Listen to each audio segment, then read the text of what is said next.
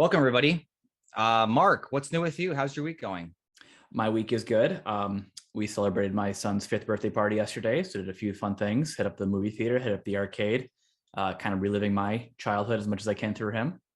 And Full then day, yeah. today, my wife told me she wanted to get into sourdough bread. So she's stuck in April of 2020, which many of us feel the same way.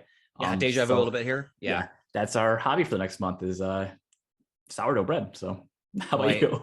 I'm not doing much baking right now or cooking. I went to a basketball game. My son's doing basketball. That was kind of fun. Seeing the refs try to tackle the whole double dribble traveling rules. Oh God, do they really try and call that? They called it twice on two people who had no interest in dribbling. They were content to just run down the field or the court rather. So I think there's got to be some boundaries where you have to pretend to dribble, right?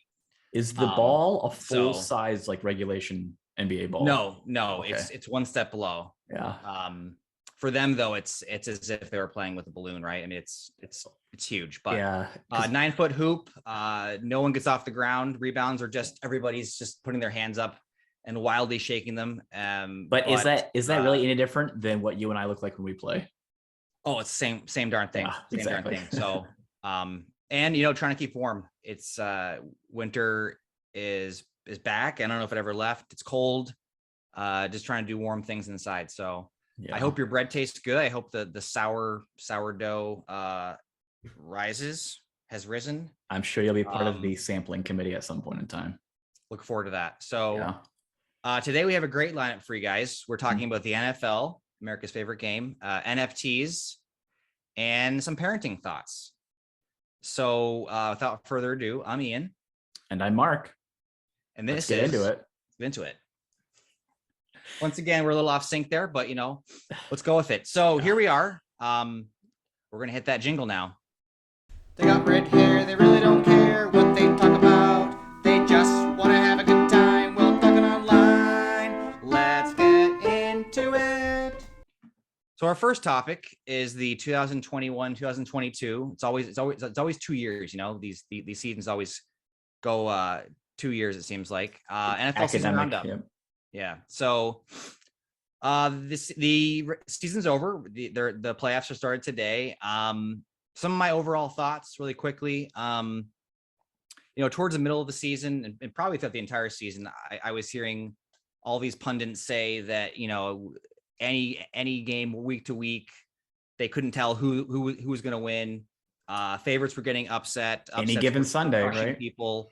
It was sort of the theater of the absurd kind of thing, right? But I will say that if you look at the playoff teams, it's not surprising at all, right, Mark? You have usual suspects. Yeah. Right. Over a 17-week schedule, the cream rises, whatever's not the cream drops. And you have the Chiefs, the Buccaneers, the Packers, Cowboys, the Rams, and the Pats. There are obviously a few more teams in the playoffs. They've expanded it, I think, over the years, but those are the top teams. Those are the teams that perennials, they seem to compete every year, right? So maybe not what are your Cowboys, thoughts on the regular season? Yeah. Well, I think you said it, the magic number 17. That's the big number this year. So of course they expanded it. Maybe awkward once or twice with the bye weeks. I don't know. Yeah, bye weeks are weird. To it. You and I were not around in, what was it, 1978 when we went from 14 to 16. I'm sure that felt weird. God, though, I wish they would have gone from 16 to 18. You want that even number? It just bothers me. The records look all goofy, don't they? 17 is a very awkward number. I think it's a prime number. We'll have to fact check that. And one of the things that came to my mind is like the idea of the home and away is like equal. You can't cut 17 and a half. So some had more home games, some had less home games. They would have gone to 18 if they thought it could have passed, clearly. I'm assuming in the next 20 years, there'll be a push for that. Pitch the idea. Right. Yeah. Right. I'm sure, it's a money grab. It's TV money. It's revenue. Clearly the NFL has shown time and time again that player safety plays second fiddle. We can do a whole pod on that, but well, I guess the big thing for me is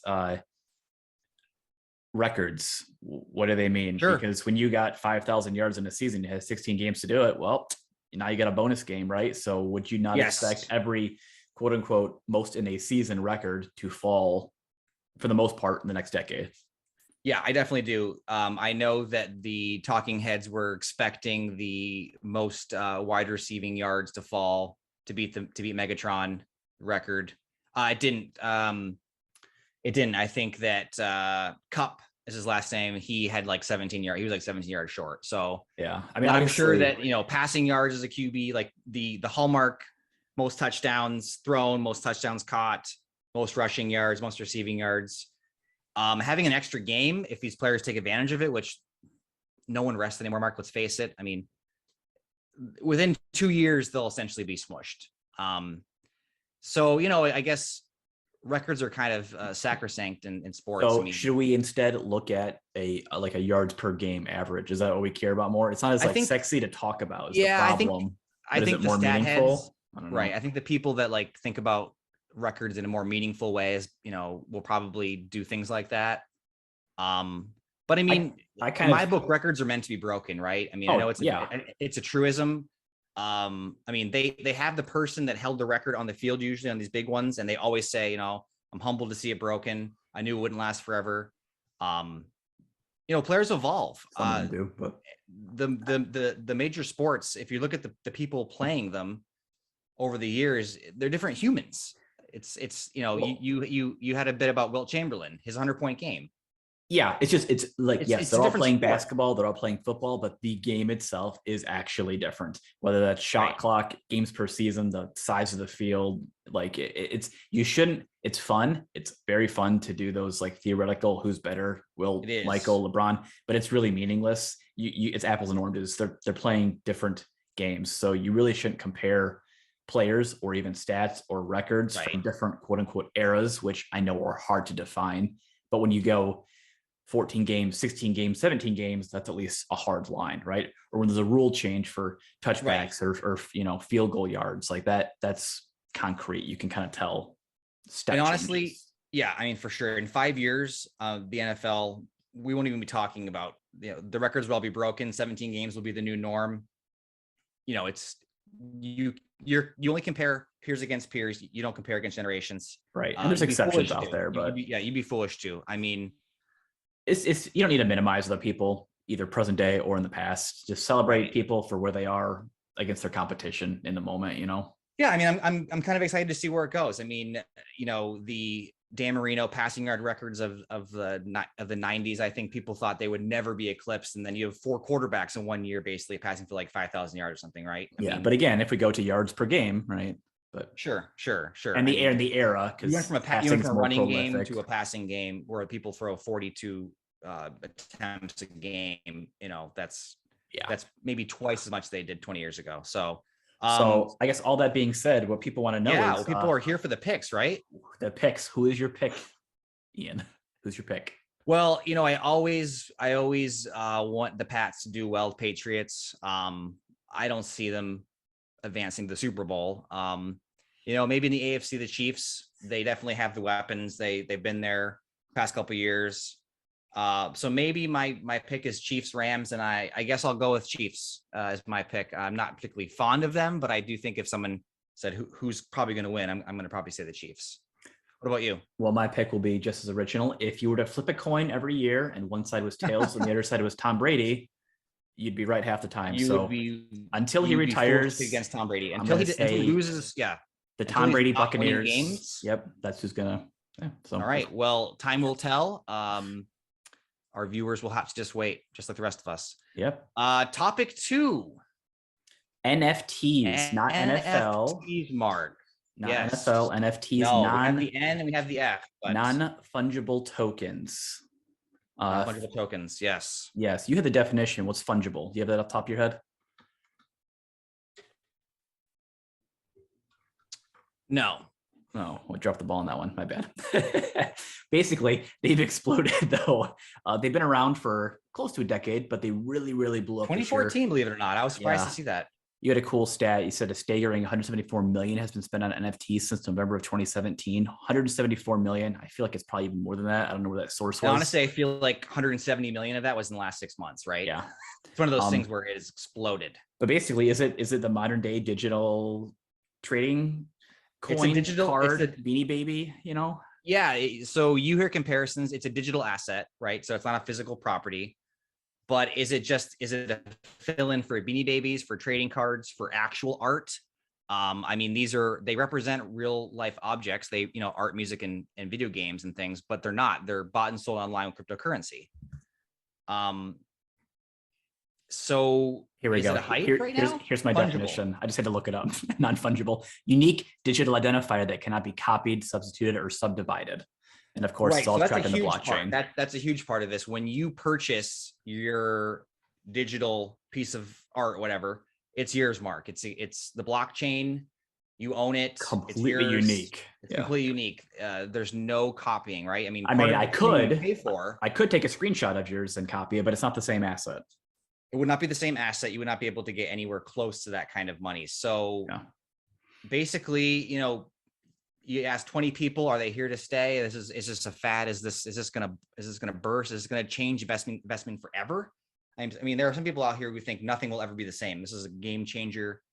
What do you think, though? I mean, what's your take on it? Well, I think there's kind of two different branches that I've kind of learned about or identified or thought about. There's the trading card collectible, forced digital scarcity kind of piece where they generate 10,000 of these apes, a bunch Jimmy Fallon and a bunch of celebrities buy them. They go on a yacht together. Thing. Right. There's that. And then there's what your avatar will wear in the metaverse, where Nike or Lululemon or these different companies are creating things for you to buy and wear. Yeah. I guess those are kind of unique collectible too, but I don't know. I kind of see them as different. You said you could ask 20 people for their opinion. I don't know about 20 people. Are you buying, Ian, any NFTs? Do you have any desire? I have not. I don't have a huge interest in it. I think that the idea of spending serious money on a digital asset is just kind of anathema to me. I don't think I would feel anything. I think I'd feel empty, disappointed. Well, it's definitely not like with crypto. It's like, oh, I buy Shiba, I buy Dogecoin. It's a get rich quick scheme, right? But NFTs is kind of like an art form. When you buy art, you're not going to flip it in a day. It's not get rich quick, right? Is art not buy and hold typically? So I don't see the appeal for some. I think if you want to do NFTs, that's fine, but you should fund your 401k and your Roth IRA and your emergency fund and your HSA and get all that in order. And then this better be, we touched on it, I think, with cryptocurrency previously, your 3 or your 5% money you're willing to lose. Sure. You can lose I mean, I think one thing you had mentioned previous to recording this is you had looked into how much do these actually cost, right? Because you see on Yahoo News and Google, $300,000, $3 million. Yeah. But you said that there are some that it costs as little as $3 to $5. Yeah, I went to, and the price to play is low. I went to crypto.com, not sponsored, and you could bid right now for $5 or $6 on something. I think you also have to pay some gas fees with Ethereum, which is like a transaction cost. So that adds something to the buyer and the seller. But it looks like you could actually bid at a pretty low level. So at that point, maybe it'd be worth exploring it's kind of the payment to learn, Yep. But I don't even know what I would do with it. I don't know if I would have it on my wallpaper, mount it on my wall. Who would I don't know. It is weird. It's new enough that I can't quite wrap my head around it, but it's also built on the principles of collectibles and trading cards that I totally get and quite enjoy, actually. Well, our generation loved that stuff, right? I mean, every generation did. It used to be, it was stamps, baseball card, stamps, baseball cards, coins, whatever. But even for us, it was Pokemon cards, Magic cards, Beanie Babies, action figures, anything, right? So who's buying these? Is it the teenagers or is it millennials with money? Is it retirees? Boomers are buying these things. Who's buying them? Yeah, I think it's probably millennials. I think it's in the generation, below them in terms of age. It's like teenagers, people in their 20s and so on and so forth. I mean, people that have this idea of collectibles being interesting. They are coming of age in a time where crypto is blossoming and blooming and becoming easier to get into. And then I think this metaverse is pouring the baking soda on the sort of lava, right? It's sort of creating this bubble. The baking soda on the lava. Okay. Yeah, I was trying to go for sort of that, baking soda and vinegar volcano thing, right? It's kind of the explosion. It's the plume, if you will. So I think we're going to hear about this, honestly, for the next 5 years. Is there an avenue not going away for you and me to make money off of them? That is a huge question. And I don't think, I think the answer right now is no. How about this? You don't see on the news articles people saying that they've made any money on this. They're saying they purchased these things for these huge sums, right? And the people who made them are profiting. Buy and hold art, right? But have I seen a story where someone buys something for $1,000 and flips it for $10,000 in a month? I have not seen that. So what about, can you do like a fractional NFT, like a fractional share? Is that available yet? I'm sure it will be. If not yet, I'm sure it will be. I don't think it is, because I think they're so beholden to this idea of it's sacred that it exists in the blockchain. There's a single owner. But I mean, it's going to evolve and change, right? How about this? I just thought of a third, I don't know, possible pathway. Why can't you make your own? You have MS Paint, right? Yes. Yeah. I mean, what's the mechanism for that? Should we do that? Maybe that's like, I think I'm probably more intrigued about the creation aspect. Let's make an NFT. We should try that. Yeah, let's do it. Let's put that on our to-do list. Yes, definitely. Let's get into it related, right? Maybe a logo, maybe your new jingle we just heard. Beautiful. We could monetize that perhaps for between $1 and $2, I'm guessing. You heard it here live. When we make our Patreon page, you'll have an NFT. I don't know. We'll go somewhere with it. You can pour that vinegar on our baking soda, so to speak. All right. So NFTs. I'm in. Non-fungible tokens. If you have fungible is the key word. Google more succinct definition. More succinct definition, please leave it in the comments below to help us out. So. Right. I'm in. I think it's cool.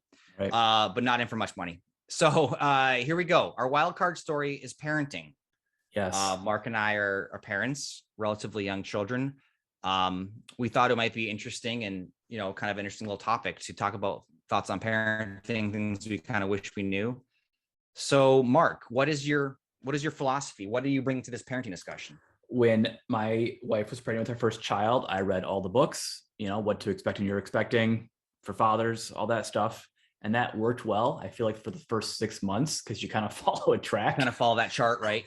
But after that, page 25 now. Oh, on page 36, right? Yeah. After that, you just all out the window.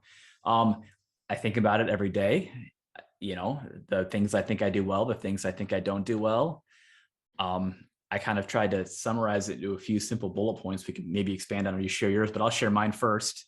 Yeah, so please do. I think as best you can, you should try to identify the interest of your children and foster that without forcing it. So one of my kids is interested in maps. So when we go to the zoo, make sure he gets a map to look at. Yeah. I bought him a globe for his birthday so we can look at that. We do puzzles with the US, right? So kind of, if he isn't interested, I want to have it available there. And if it goes away, so be it. Number 2 on that theme, exposure. So I think you should expose your children to different activities, definitely, but also, especially with the world we live in, different people, different places, different thoughts, and different ideas. Love that. I don't want my child to have my point of view just because it's my point of view, right? I want them to find their own way. To develop and whether that's figure out their own politics or religion or their friends or the social circle, right? No, I don't want them doing, drugs and a bunch of underage drinking, but they got to find themselves, I guess. So sure. Encourage questions and be honest when you don't have the answer. Say, I don't know. Try to answer it as much as you can. And this one's, maybe corny, but just say, I love you as much as you can. So that I love that one. Yeah. What else can you do? So those are awesome. So some of the things that, I kind of came up with, I think at the end of the day, I think you can really lean into being supportive.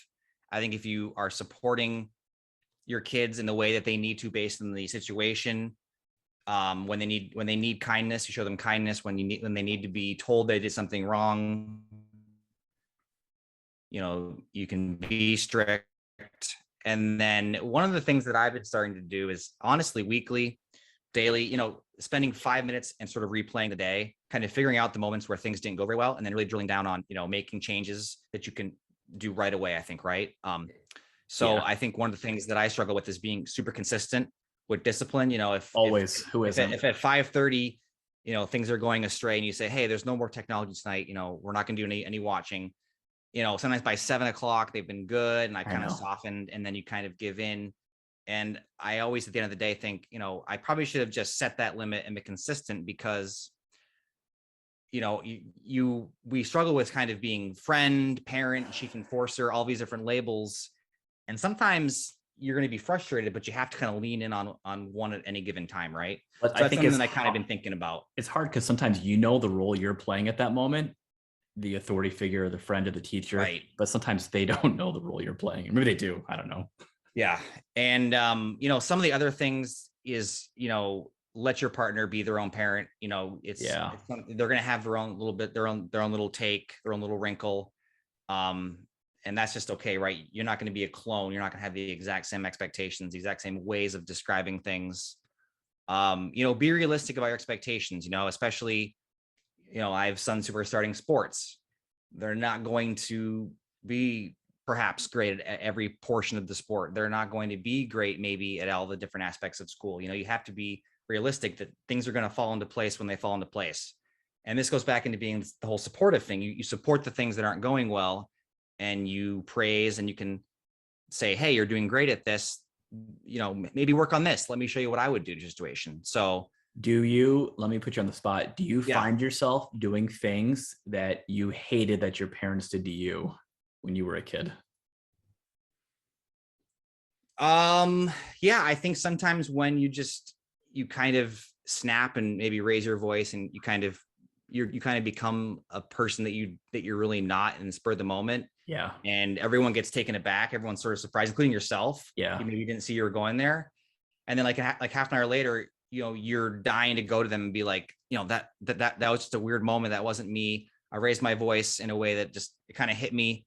And then, I think that's something, going back to being consistent, is just like really trying to be as even keeled as possible, because kids just absorb and learn everything. I know they do. It's amazing what they'll tell me, little snippets or tidbits or just phrases that I'm like, where did you get that? And I was like, oh, maybe from me, maybe from right. The neighbors or the bus, or like, it's just something that hits you out of the blue, right? We took my kid to the local museum on Friday, and we hadn't been there since before COVID. So 2+ years ago. And he knew it. He remembered it. He was 3 years old at the time, and he knew it. Yeah. I was like, how do you remember?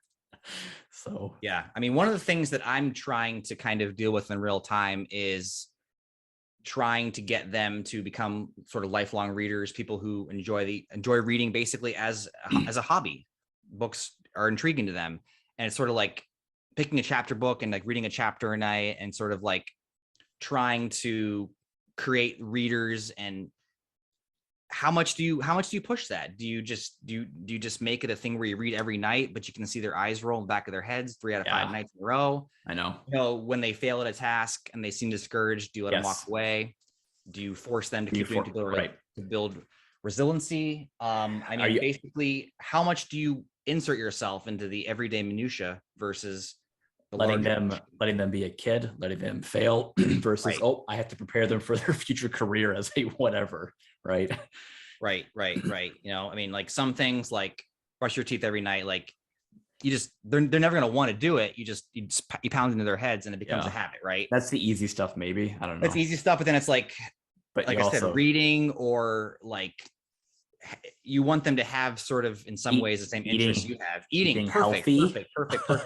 I'm on this big thing now where I'm doing all these salads and things like that.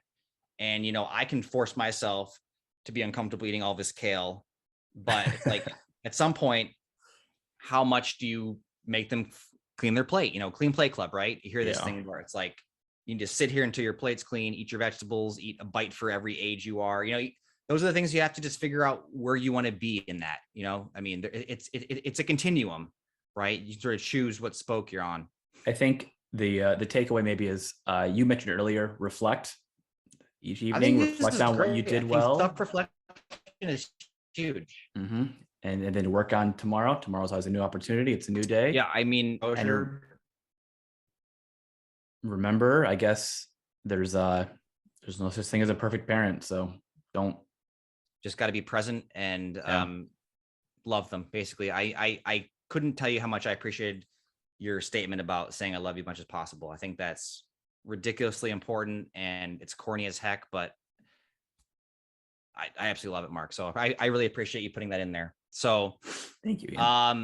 So yeah, parenting. We'd love to hear your thoughts. That was a story topic that actually came from a longtime listener, suggested doing a topic on parenting. So really appreciated that. We hope that as this progresses, you guys out there continue to give us interesting ideas and thoughts. So Mark, I'm going to turn over the recap to you, buddy. Let's do it. All right. Our 3 stories: sports, the number of games doesn't really change the product on the field. And the NFL postseason should be as exciting as always to those who Likely will be. are interested. Yep. For finance, NFTs are interesting. We obviously have more to learn, and they're worth checking out. Fungibility. But make sure you take care of your other finances first before going way too deep. Hashtag, this is not financial advice, right? And parenting, you don't have to be perfect. Just being present is really enough. So as you mentioned, Ian, one of our topics came from a longtime listener. Thank you. If you have topics for, suggestions for topics, drop them below. Or you can join our growing community. We hit a milestone today, 50 plus people on Facebook. Just search for Let's Get Into It. YouTube. Yeah. Google's picking us up fast. And as always, the links for our social stuff will be down below.